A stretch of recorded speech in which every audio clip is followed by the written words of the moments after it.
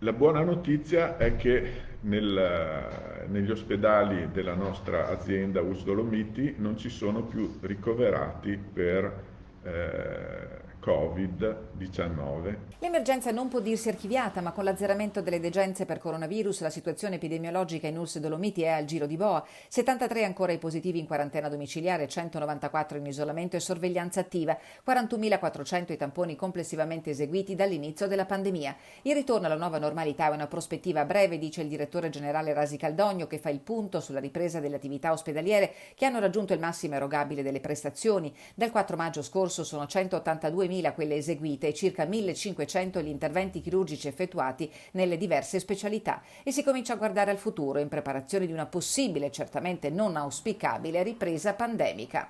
Su indicazione della Protezione Civile e della Regione Veneto partirà a breve un programma di potenziamento dei posti sia di terapia intensiva che della terapia subintensiva. In programma anche la ristrutturazione dei pronto soccorso dedicati ai pazienti Covid, che diventa scelta organizzativa destinata a rimanere nel tempo.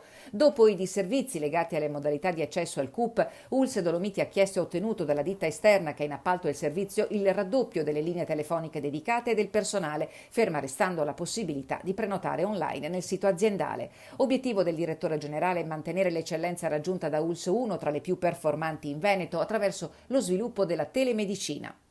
È nostra ferma intenzione adesso sviluppare sempre di più e diffondere in maniera, diciamo, sistematica, in quante più specialità possibile, questa attività di telemedicina. Prevenzione, diagnosi e scelte terapeutiche a distanza che in un territorio complicato quale è quello bellunese faranno la differenza e saranno un vantaggio per l'intera collettività.